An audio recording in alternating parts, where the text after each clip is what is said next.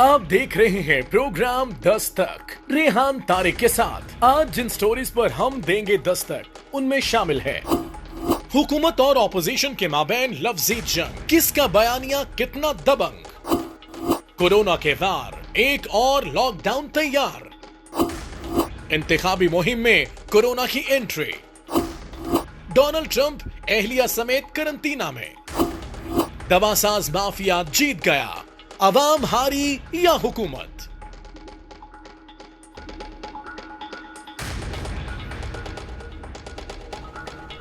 अस्सलाम वालेकुम, मैं हूं रेहान तारिक और आप देख रहे हैं दस्तक। नवाज शरीफ की हालिया तकारीर और फिर वजीर आजम के निजी टीवी चैनल को दिए गए इंटरव्यू के बाद मुल्क की सियासी पारा एक बार फिर हाई हो गया है। गुज़श्ता रोज नवाज शरीफ की जानिब से सेंट्रल वर्किंग पार्टी के इजलास से खिताब और नए इंकशाफात के बाद वजीर आजम इमरान खान और वफाकी वज़रा की जानिब से शदीद रद्द-ए-अमल सामने आ रहा है।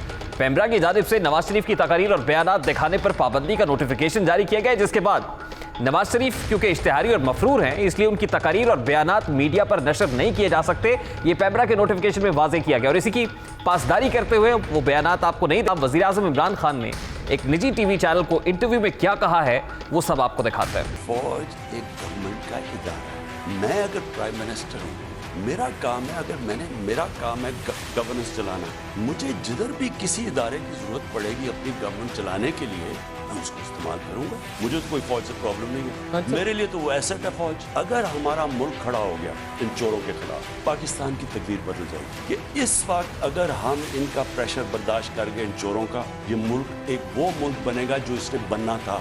ये सबसे तेजी से ऊपर जाएगा मुल्क। हमारी गवर्नमेंट का ये फैसला था कि हमने अमन करना है, हमने अमन पाकिस्तान में लेके आना ताकि हम अपनी माशियत को उठा सके।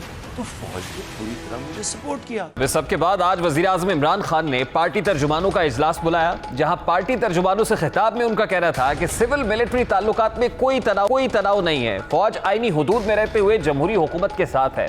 वजीर आज़म का यह भी कहना था कि ऑपोजिशन की तहरीक से कोई खतरा नहीं है। तर्जुमान और पार्टी रहनुमा ऑपोजिशन को एक्सपोज करें, यानी ऑपोजिशन को एक्सपोज करने का टास्क भी वजीर आज़म इमरान खान ने पार्टी तर्जुमानों को दे दिया है। वजीर आज़म का कहना था कि ऑपोजिशन को फौज से इसलिए मसला है कि वो उनकी करप्शन पकड़ लेते हैं। नवाज शरीफ के बयानात से इंडिया खुश होता है, जबकि कौम पाकिस्तान पीपल्स पार्टी और नून लीग की करप्शन से वाकिफ है। ऑपोजिशन जमातें मुल्की नहीं बल्कि जाती एजेंडे पर हैं और उन्हें मसला सिर्फ ये है कि ढील नहीं मिल रही है। एक जानिब कप्तान ने खिलाड़ी मैदान में उतार दिए और दूसरी जानिब ऑपोजिशन जमातें खुसूसन नून लीग पंजाब में जलसों की तैयारी में मसरूफ है। साथ ही एहतसाब का शिकंजा भी सख्त होता चला जा रहा है। नवाज शरीफ की जायदादें और असासा जात जिन्हें जब्त करने के अहकाम जारी किए गए हैं, उनकी तफसीलात भी सामने आ गई हैं। अदालत में जमा कराई गई रिपोर्ट के मुताबिक ये इंकशाफ किया गया है कि SCCP के मुताबिक नवाज शरीफ की 4 कंपनीज में शेयर है।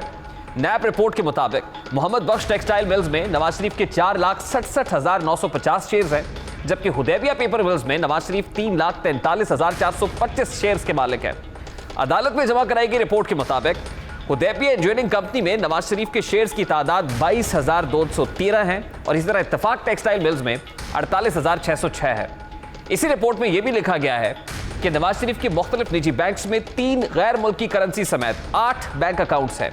नवाज शरीफ के 5 बैंक अकाउंट्स में 6,12,000 रुपए मौजूद है, जबकि रिपोर्ट के मुताबिक नवाज शरीफ के गैर मुल्की करेंसी वाले अकाउंट्स में 566 यूरोज हैं और 698 अमरीकी डॉलर्स मौजूद हैं और 498 बरतानवी पाउंड्स भी हैं।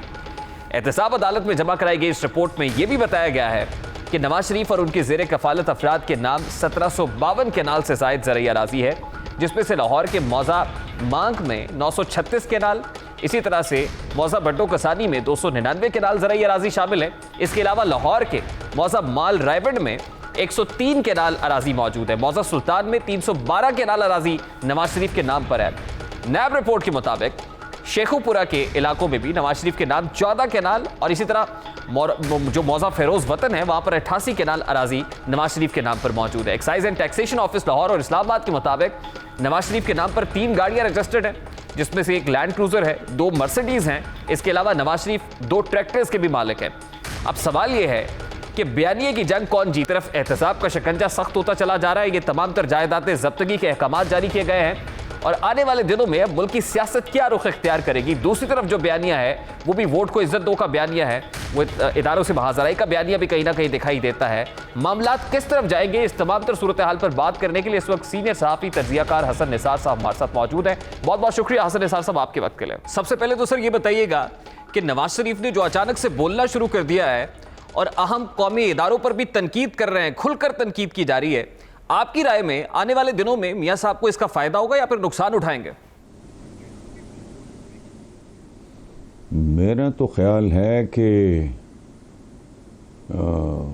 ये सरासर नुकसान का सौदा है, चूँकि जो हरकत फ्रस्ट्रेशन और डेस्परेशन में की जाए उसका अक्ल के साथ कोई ताल्लुक़ नहीं होता, जोश का होश के साथ कोई रिश्ता नहीं होता। सो उन्होंने जो रास्ता इख्तियार किया है मेरा ख्याल है मुकम्मल बर्बादी का रास्ता है। अगर कोई कसर रह गई थी तो वो तेज़ी से पूरी हो जाएगी, क्योंकि पाकिस्तान अब इनको अफोर्ड कर ही नहीं सकता। ये मेरा बड़ा कंसिडर्ड ओपिनियन है। आप ये कह रहे हैं कि मियां साहब जो कुछ कर रहे हैं वो फ्रस्ट्रेशन और डेस्परेशन के अंदर कर रहे हैं, और इस वक्त मियां साहब का एक बयानिया है, वो कहते हैं कि मेरी जंग जो है वो इमरान खान के खिलाफ नहीं बल्कि लाने वालों की, जिन्हें वो सिलेक्टर्स कहते हैं, वो कहते हैं सिलेक्टर्स के खिलाफ है, और मुल्क में जो मुतवाजी निज़ामी हुकूमत है इसके तस्वुर को ख़त्म करना चाहते हैं। असद, जो पाकिस्तान का जो पॉलिटिकल डायनामिक्स है, मेरा ख्याल है इस पर आपसे बेहतर कोई तबसरा नहीं कर सकता है। सर आप बताइए कि मियां साहब की इस बयानिए में कितनी जान है, और क्या वो ये जो करना चाह रहे हैं कि जो पैरेलल गवर्नमेंट सिस्टम है इसको ख़त्म करें, क्या इस पर कामयाब हो सकते हैं और ये बयानिया जो है वो मजबूत है? सर देखें रेहान, जंगजुओं और सौदागरों में फ़र्क होता है। इनकी तारीख़ क्या है? जनरल जिलानी से ले के जनरल ज़ियाउल हक और ऑनवर्ड्स क्या है, उसके बाद समझौते करके निकल गए। साथ वाले सेल में पता नहीं वो क्या गौस अली शाह या कौन थे, उनको सुबह पता लगा कि भाई ये तो परिंदे उड़ गए। कैरेक्टर क्या है? और ये जंगजू और बेगम कुलसूम फाइटर भाई हो रहा था जिस वक्त वो कर रही थी, तो सुबह एक मीटिंग होती है और शाम में चले जाते हैं। नहीं, उसको छोड़ें, उसको छोड़ें, हाँ उसको छोड़ें। ये कैसा जंगजू? आपने अभी जंग का लफ्ज़ इस्तेमाल किया है, ये कैसे जंगजू है भाई? मैदान जंग से हज़ारों मील दूर नेज़ाबाजी के करतब दिखा रहे हैं, शमशीर जनी हो रही है, शाह सवारी हो रही है। What kind of fighter he is? इनकलाबी? वो इस बुढ़ापे में को बंदा इनकलाबी होता है? कभी सुना है? एक ताजर इनकलाबी हो गया अभी, चलो वो भी अंडरस्टैंडेबल है, तारीख में है ऐसी मिसालें एक दो।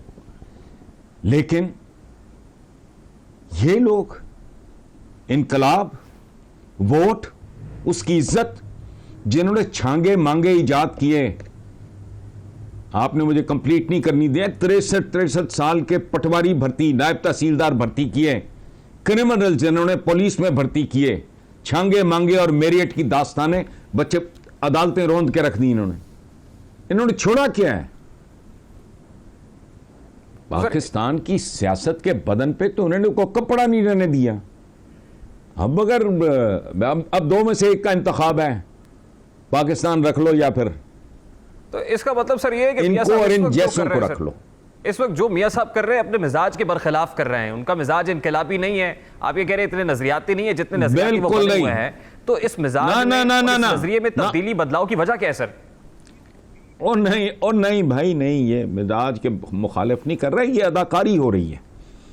पृथ्वीराज से बेहतर रोल किसी ने नहीं किया अकबर आजम का, लेकिन वो अकबर आजम नहीं था। शहजादा सलीम का रोल जो दिलीप साहब ने किया है मुगल आजम में, उससे बेहतर शहजादा सलीम का रोल किसी ने नहीं किया। लेकिन वो यूसुफ खान अल मारूफ दिलीप कुमार थे, शहजादा सलीम नहीं थे।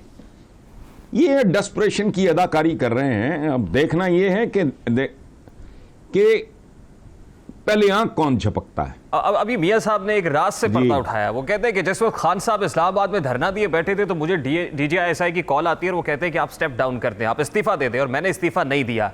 ये वो कह रहे हैं, मियां साहब की स्टेटेड पोजीशन है।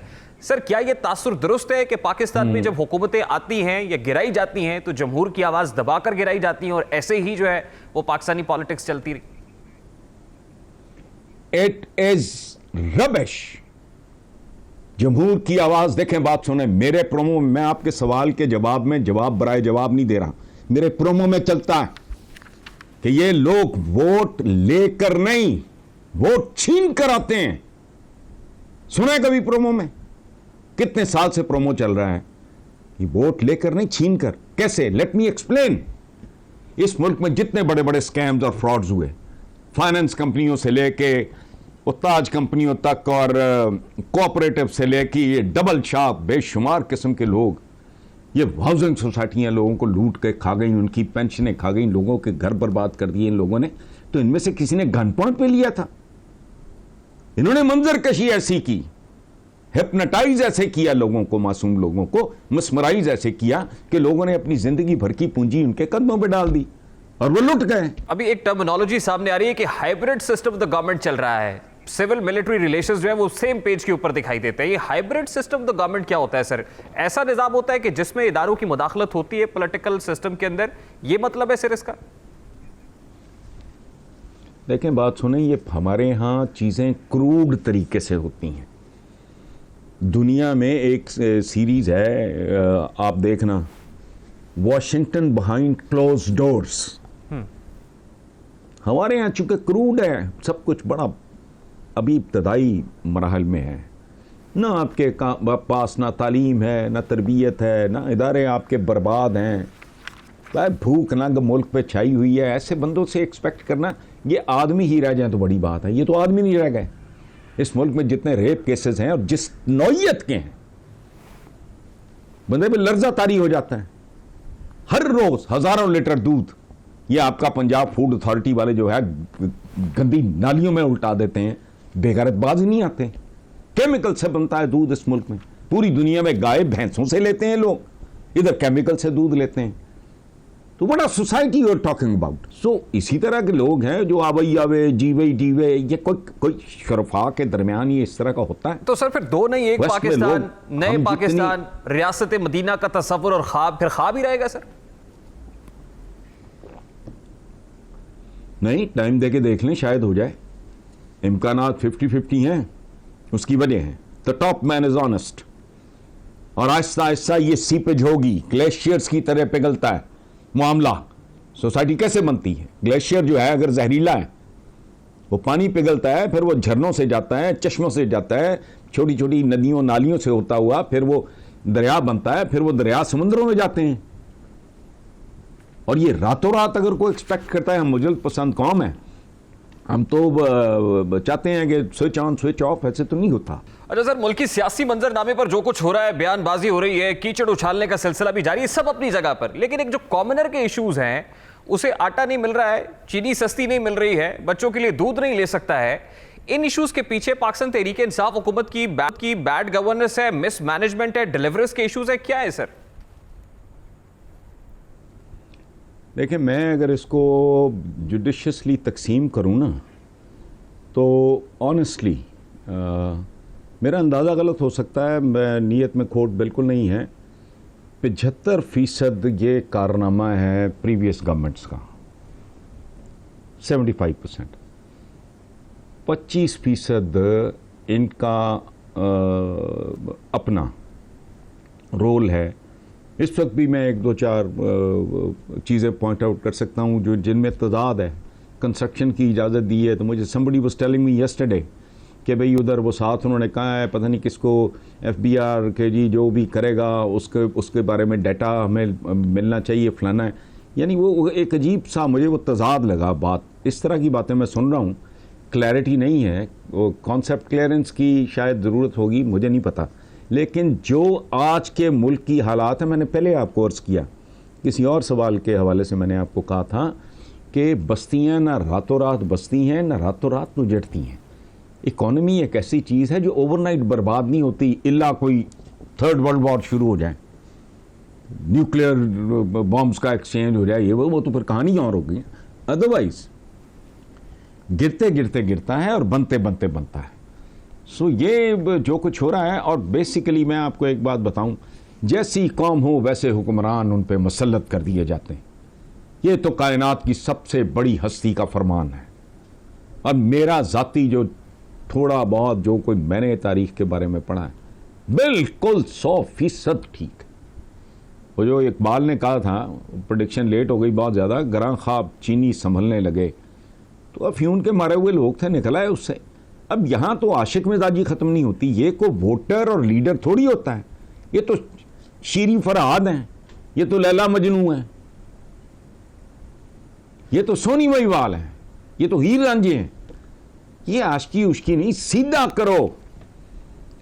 ये इस्लाम का असल ज़वाल तब शुरू हुआ जब खिलाफत मलूकियत में तब्दील हुई। उससे पहले तो प्राइड क्या है, आज हम बड़े फख्र से कहते हैं कि हजरत उमर जैसे जय्यद हुक्मरान का सरेआम खड़े होकर उन्होंने कहा कि ये कहां से आ गया कपड़ा भाई इतना, तो उन्होंने कहा मेरा बेटा जवाब देगा। और ये सवाल पूछने वाले, ये इसका नाम कोई नहीं लेता, वो हजरत सलमान फारसी थे। तो ये जरूरत नहीं है, आशिकी है वो चल रही, या बेनिफिशरीज है, उनको पता है और कुछ नहीं। बिल्कुल ठीक है, बेनिफिशरीज और अपॉर्चुनिस्ट भी है। बिल्कुल सही कह रहे हैं सर आप। मुल्क के मारूजी हालात को देखते हुए सर आपकी प्रेडिक्शन क्या है कि क्या पाकिस्तान तहरीक इंसाफ हुकूमत 5 साल की मुद्दत पूरी करेगी? अगर नहीं करती तो क्या इसमें अपनी नाकामियों, बैड गवर्नेंस की वजह से जाएगी या फिर ऑपोजिशन की तहरीक की वजह से जाएगी? ऑपोजिशन की तहरीक की तो जाती तौर पे कोई औकात नहीं है। अपनी नाकामियां भी नहीं, इंश्योर करना होगा लोगों को भी, जो इसमें जितना हिस्सा डाल सकता है कि एक बार कोई शिकवा शिकायत, कोई गिला बाकी न रह जाए। 5 साल पूरे करें, चौथे साल भी अगर किसी ने कोई ना ठिब्बी मारने की कोशिश की, वो भी इनकी तरह मजलूम बन के कल आ जाएंगे। हमने तो आखिरी साल में जी चमत्कार दिखाना था कोई। ठीक है sir, last but not least, क्योंकि इस वक्त ऑपोजिशन की तहरीक पर सबकी नजरें जमी हुई हैं, बड़ी लाइमलाइट के अंदर है, तो is it PDM versus PTI और पीएमएलएन वर्सेस एस्टैब्लिशमेंट सर? ये वर्सेस, ये पीडीएम बोला ना आपने? जी, पाकिस्तान डेमोक्रेटिक मूवमेंट सर। ये पीडीएम वर्सेस पाकिस्तान है। चलें, नाउ और नेवर। पाकिस्तान अपनी जिंदगी के फैसला कुन मरहले में दाखिल हो गया है। मैंने ये बात सकूत ढाका के बाद नहीं कही थी, ये आप याद रखना। मैं उस तरह सकूत ढाका का मातम भी नहीं करता जैसे लोग करते हैं। तो मैं तो बहुत एहतियात से देख रहा हूं कि हिजरत का वक्त तो नहीं आ गया। ये नाउ और नेवर पाकिस्तान के लिए फैसला कौन फेज होगा। ये या इनसे जान छूट जाएगी या फिर आई जान शिकंजे अंदर जूं बेलन विच गन्ना रो नू कहो हुन रो मुहम्मद हुन जे रवे ते मन्ना। दो में से एक, या इस मुल्क का पॉलिटिकल और बाकी कल्चर चेंज होगा या फिर जो पहले होता रहा है वो माशाल्लाह अपने मंतकी अंजाम तक पहुंचेगा और इतनी तेजी से पहुंचेगा कि लोग फिर देखते ही रह जाएंगे। ठीक है, बहुत बहुत शुक्रिया हसन निसार साहब आपके वक्त के लिए। सीनियर साहब तजियाकार हसन निसार हमारे साथ मौजूद थे, उनकी गुफ्तगू आपने सुनी। एक तरफ हुकूमत पर ऑपोजिशन का दबाव है तो दूसरी जानिब हुकूमत अपनी मिसमैनेजमेंट और बैड गवर्नेंस के बायस भी मुश्किलात का शिकार है, जिसके बायस आम आदमी की मुश्किलात में भी हर गुजरते दिन के साथ इजाफा हो रहा है। अपने तमाम तर दावों, वादों और सियासी बयानात के बरक्स इस वक्त मीर रियासत का सारा फोकस अपनी काबीना पर है। वही काबीना जिसके बारे में मीर रियासत इक़्तिदार में आने से पहले कहा करते थे कि वो अपनी कैबिनेट का वॉल्यूम, कैबिनेट का हजम माजी की हुकूमतों के मुकाबले में इंतहाई कम रखेंगे। आज उनकी काबीना का हजम इस कदर बढ़ चुका है कि जब वफाकी काबीना के इजलास की तस्वीर सामने आती हैं तो मीर रियासत मोहतरम वज़ीर आज़म इमरान खान की नशिस्त इतनी दूर दिखाई देती है कि शनाख्त करना भी मुश्किल हो जाता है। अहदाफ बड़े, अज़्म बुलंद, इरादे मजबूत और इन अहदाफ का हुसूल काबीना का छोटा हजम। मगर इक़्तिदार संभालते ही मीर रियासत के तमाम दावे और बयानात जैसे हवा में तहलील हो गए। काबीना अरकान की तादाद बैक्टीरियाज की तरह बढ़ती गई।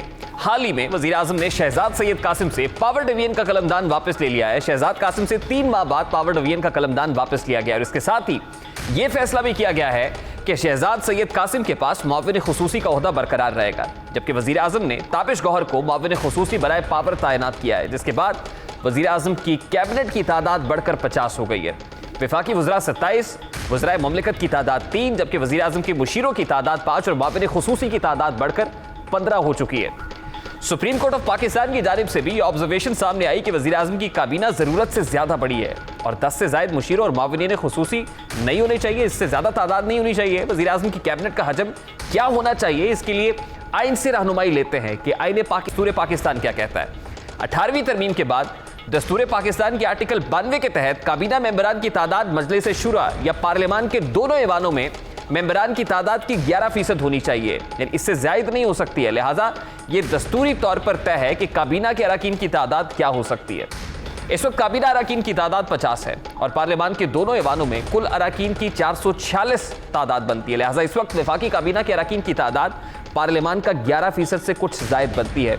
जहां दस्तूर के तहत अरकान की तादाद का मामला अहम है, वहीं ये तादाद वजीर आज़म के अपने दावों और वादों से भी कहीं ज्यादा है, जो यकीनन सोचने की बात है। और मेरे रियासत मोहतरम वजीर आज़म इस्लामी जमहूरिया पाकिस्तान के दर पर दस्तक देना हमारा काम है। ये दस्तक हम देते रहेंगे। अभी एक ब्रेक लेंगे और ब्रेक के बाद जब वापस आएंगे तो अमरीकी इंतखाबात का दौरा है, लेकिन इसी इलेक्शन कैंपेन के दौरान डोनाल्ड ट्रंप और उनकी अहलिया कोरोना वायरस का शिकार हो गए। इसके क्या इंप्लीकेशंस हो सकते हैं उनके सदारती इंतखाब के ऊपर, इस पर बात होगी इस ब्रेक के बाद हमारे साथ।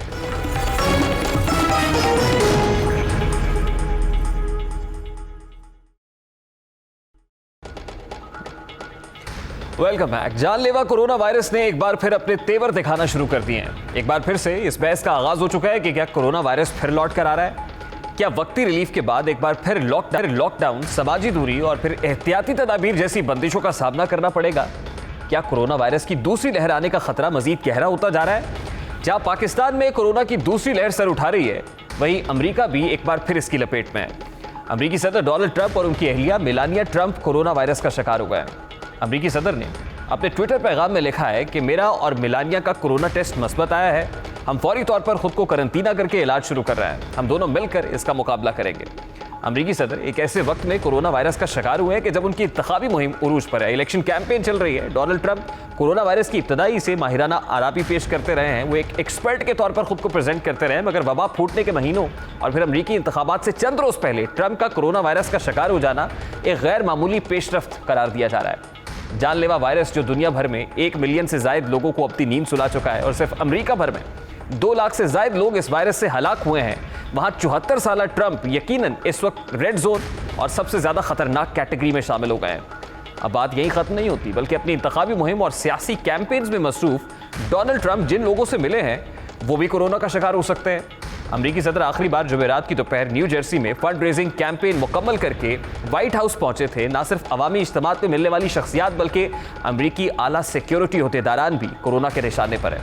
इससे कबल गुज़श्ता रोज़ ही अमरीकी सदर की अहम मुशीर हॉप हिक्स का कोरोना टेस्ट मस्बत आया था, जिस पर ट्रंप और उनकी अहलिया ने खुद को क्वारंटाइन करने का ऐलान किया था। बरतानवी नशरियाती इदारे के मुताबिक 31 साल अमरीकी मुशीर हॉप हिक्स को ट्रंप की इंतहाई करीबी मुशीरों में शुमार किया जाता है और वो अक्सर दौरों पर अमरीकी सदर के हमरा होती हैं।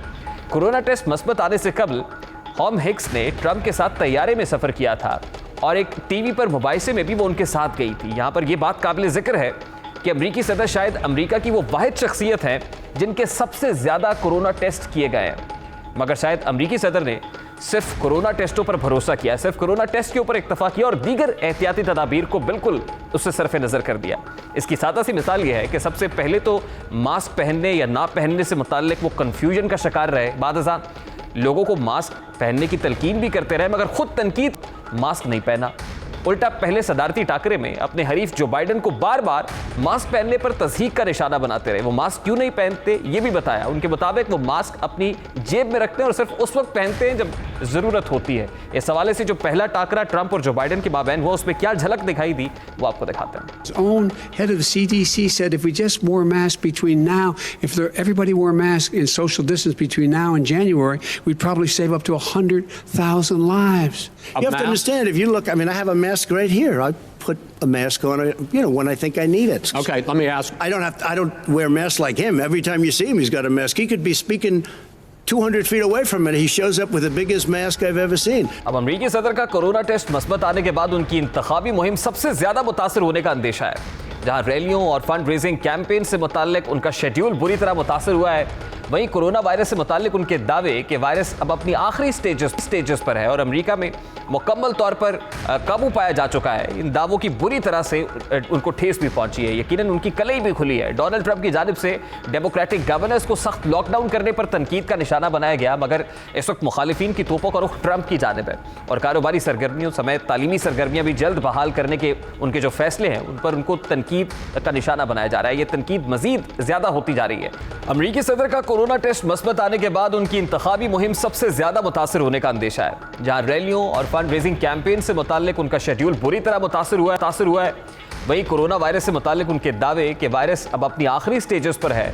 अमेरिका इस पर मुकम्मल तौर पर काबू पा चुका है। इन दावों को भी बुरी तरह से ठेस पहुंची है। यकीनन इन दावों की कलई भी खुल गई है। डोनाल्ड ट्रंप की जानिब से डेमोक्रेटिक गवर्नर्स को सख्त लॉकडाउन पर तनकीद का निशाना भी बनाया जाता रहा है, मगर इस वक्त मुखालिफिन की तोपों का रुख ट्रंप की जानिब है और कारोबारी सरगर्मियों समेत तालीमी सरगर्मियां भी जल्द बहाल करने के उनके फैसलों पर तनकीद मजीद बढ़ गई है।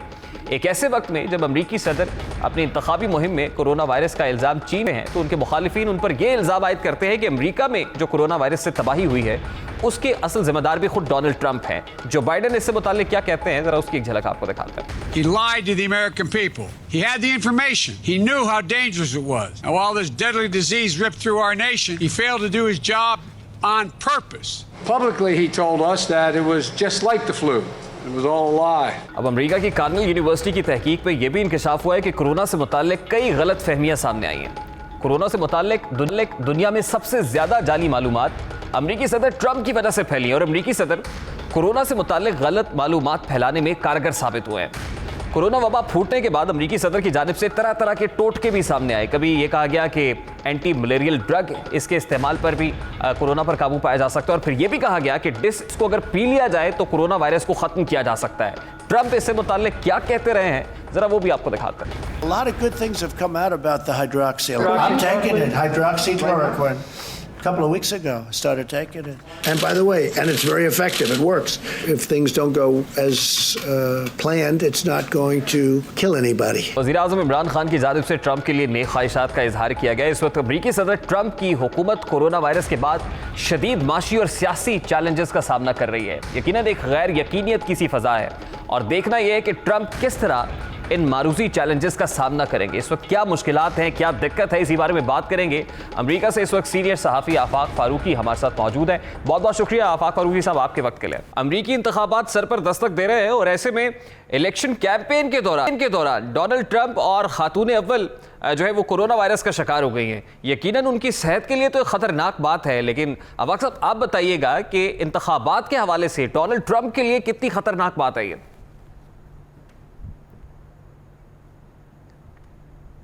उन्हीं के लिए और रिपब्लिकन के लिए बहुत शॉकिंग है ये, और ये शायद उनकी जिद की वजह से हुआ है कि मेडिकल साइंस से लड़ रहे थे। पूरा उनका अपना हेल्थ डिपार्टमेंट मास्क पहनने पे जोर दे रहा था और सारे डॉक्टर्स भी और मेडिकल साइंस से जितने लोग रिलेटेड थे, डॉक्टर फाउची से लेकर उनके अपने एडवाइजर भी, मगर वो जिद पे अड़े हुए थे। यहाँ तक कि उन्होंने अपने वोटर्स को कन्विंस कर लिया था कि मास्क न लगाएं।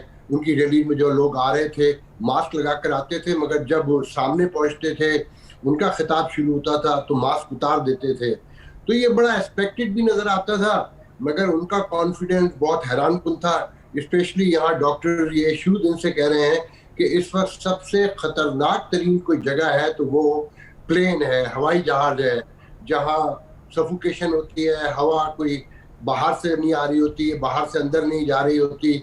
तो वहाँ पर वो बिल्कुल ओपनली बगैर मास्क के जा रहे थे अपने, और छोटे से जहाज में जो एयरफोर्स 1 का जहाज है वो बहुत छोटा सा जहाज है, उनके अपने एडवाइजर, उनके ऑफिशियल सब बगैर मास्क के जाते हुए जगह जगह दिखाए गए हैं। तो ये एक्सपेक्टेड भी था और आम शॉकिंग भी है। आफाक साहब एक तासुर और भी है इसमें, और वो तासुर ये है कि कोरोना वायरस का शिकार होने के बाद और कुछ नहीं तो डोनाल्ड ट्रंप जो सिंपैथी वोट है वो गेन करने में जरूर कामयाब होंगे। ये तासुर किस हद तक दुरुस्त है सर? मेरा नहीं ख्याल है। मैं तो समझता हूँ कि जो लोग अनडिसाइडेड थे वो अब इस बात पे कन्विंस होंगे, और यहाँ कहा भी ये जा रहा है कि जो अपनी हिफाजत नहीं कर सकता वो दूसरों की क्या हिफाजत करेगा। जो अपनी बद इंतज़ामी के लिए यहाँ पर कंट्रोवर्शियल होते जा रहे थे, अब उनकी बद इंतज़ामी और उनकी लापरवाही प्रूफ हो गई है, और वो कि अल्लाह ताला उन्हें सेहतयाब करे। मगर यहाँ बहस ही ये है सबसे बड़ी कि जब उन्हें समझाया जा रहा था, बताया जा रहा था, मगर वो किसी की सुनने को तैयार नहीं थे। तो मैं ये समझता हूँ और बहुत सारे लोग ये समझते हैं कि ये उनके लिए बहुत नेगेटिव हुआ है, और उनके हरीफ को, उनके मुखालिफों को, लोगों को ये कन्विंस करने में अब बहुत आसानी रहेगी कि देखें वो एक बद इंतजाम आदमी है, क्या एक ऐसे बद इंतजाम आदमी को दूसरा चांस भी मिलना चाहिए, जो यहाँ का परसेप्शन भी है और मैं भी इस बात पर कन्विंस हूँ। लेकिन आफाक साहब, जो हालिया सदारती टाकरा है, जो पहला सदारती टाकरा जो बाइडेन और ट्रंप के माबैन हुआ, उसमें हमने देखा एक हीटेड डिबेट थी, और जहां पर ट्रंप ने अपने रवायती अंदाज के अंदर थोड़ा सा बुली करना चाहा या इंस्टिगेट करना चाहा, वहां पर बाइडेन भी खुद को एक्सपोज करते रहे। अपने बेटे के हवाले से जब उन्होंने इल्ज़ाम आयद किए तो वो क्लैरिफिकेशंस देते रहे, वजाहतें देते रहे। तो आपको नहीं लगता कि ये मामला भी बड़ा अहम है और इसको कैपिटलाइज करने में डोनाल्ड ट्रंप कम अज कम कामयाब जरूर हुए होंगे, और फिर आलमी तनाजुर के अंदर जो कुछ चल रहा है उसका बिलाखिर फायदा ट्रंप को पहुंचेगा इंतखाबात में? देखिए, आने वाले दिनों के बारे में तो कुछ नहीं कहा जा सकता, मगर जहां तक डिबेट की बात है, डिबेट में तो जो रिपब्लिकन का मेन चैनल है, जिसकी वजह से यहाँ माशरे में मैं समझता हूँ बहुत बड़ी प्रॉब्लम है, फॉक्स, उसने भी एक्सेप्ट किया, गो के ये एक्सेप्ट किया कि स्लाइटली विन किया है बाइडेन ने, मगर जो सारे पोल्स हैं वो ये बताते हैं 50 से लेके 60% पॉइंट जो है बाइडेन को मिले हैं डिबेट में, और वो 28 से 35 पॉइंट्स तक आए हैं। तो एक बहुत बड़ी हार है। अच्छा, फिर दूसरे देखें, डिबेट जो है ये कोई कॉन्स्टिट्यूशनली मैंडेटरी नहीं है, बाउंड नहीं है, मगर इससे लोग जो है, इसकी जो ट्रेडिशन है उससे लोग कैंडिडेट की एलिगेंसी, उसका सोफिस्टिकेशन, उसका विजन, उसका इंटेलेक्ट और वो कंट्रोवर्शियल इशू जिस पर लोग कंफ्यूज होते हैं। ठीक है, बहुत बहुत शुक्रिया आफाक फारूकी साहब आपके वक्त के लिए। अमेरिका से सीनियर सहाफ़ी आफाक फारूकी हमारे साथ मौजूद थे, उनकी गुफ्तगू आपने सुनी। अभी एक ब्रेक लेंगे और ब्रेक के बाद जब वापस आएंगे तो फिर बात करेंगे कि दवासाज माफिया तो जीत गया है, लेकिन नाकाम कौन हुआ है? क्या आवाम नाकाम हुई है या फिर हुकूमत? बात करेंगे इस ब्रेक के बाद हमारे साथ।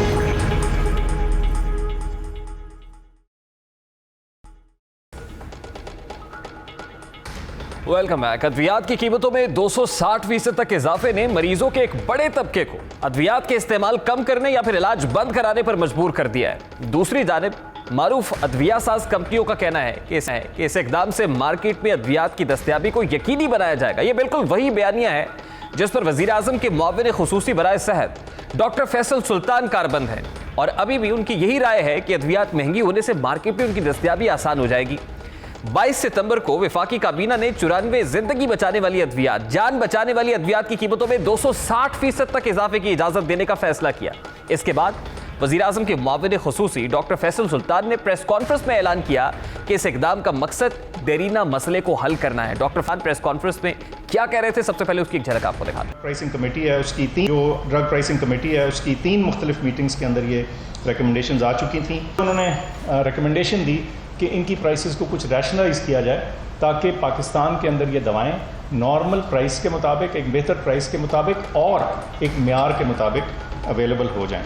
जिन 94 अद्वियात की कीमतों में इजाफा किया गया है, सबसे पहले उनमें से काबिल जिक्र अद्वियात की तफसीलात आपके सामने रखते हैं। इन्फेक्शन के तदारुक के लिए इस्तेमाल होने वाली दवा डॉक्सीसिक्लिन की कीमत 233 से बढ़ाकर 400 रुपए कर दी गई है। बैक्टीरियल इन्फेक्शन के इलाज के लिए इस्तेमाल होने वाली दवा सेफ्राडाइन की कीमत 58 रुपए से बढ़ाकर 115 रुपए कर दी गई है। विटामिन बी की कमी पूरा करने के लिए इस्तेमाल होने वाली दवा न्यूरोबयान की कीमत 555 से बढ़ाकर 977 रुपए कर दी गई है। इसी तरह ज़ियाबेतिस और ब्लड प्रेशर के मरीजों के ज़ेरे इस्तेमाल अद्वियात की कीमतों में भी होशरुबा इजाफा देखा जा रहा है। हुकूमती मसलहत एक तरफ, दूसरी जानिब जो आई डोनेशन मूवमेंट के चेयरमैन और पाकिस्तान मेडिकल एसोसिएशन के साबिक चेयरमैन डॉक्टर मजहर क़यूम है, उनका कहना है कि वजीर आजम का यह बयान कि कीमतों में इजाफा किया गया है ताकि अद्वियात की दस्तयाबी को यकीनी बनाया जा सके, इस बात का सबूत है कि करप्ट माफिया के जरिए हुकूमत को ब्लैकमेल किया जा रहा है। ड्रग लॉयर्स फोरम पाकिस्तान के सदर नूर महल का कहना है कि ड्रैप अद्वियात की कीमतों की निगरानी में दिलचस्पी नहीं लेती है। ड्रैप प्राइसिंग पॉलिसी 2018 के 5वें पैराग्राफ में जिक्र किया गया है कि कंपनियां कंज्यूमर प्राइस इंडेक्स के मुताबिक अपने तौर पर अद्वियात की कीमतों में इजाफा करेंगी। ताहम फार्मासिस्ट ने वजीर आज़म से राब्ता किया, जिन्होंने वजारत सेहत की मुखालिफत के बावजूद इस चेक को खत्म कर डाला है। अब यहाँ सादा सा सवाल यह है कि क्या अद्वियात के मामले में भी वजीर आज़म माफिया के हाथों ब्लैकमेल हो रहे हैं और इस ब्लैकमेलिंग का खुमियाजा आम आवाम भुगतेंगे? मीर रियासत वो अद्वियात जो जान बचाने के लिए जरूरी हैं, उनकी कीमतों में होशरुबा इजाफा यकीनन आम आदमी के लिए बाइसे तकलीफ है। माना कि आप किसी को एनआरओ नहीं देंगे, इसीलिए चाहे आपको इक्तदार ही गंवाना क्यों ना पड़े, मगर क्या इक्तदार में रहकर आप आम आदमी को रिलीफ पहुंचाएंगे? ये एक सादा सा सवाल है।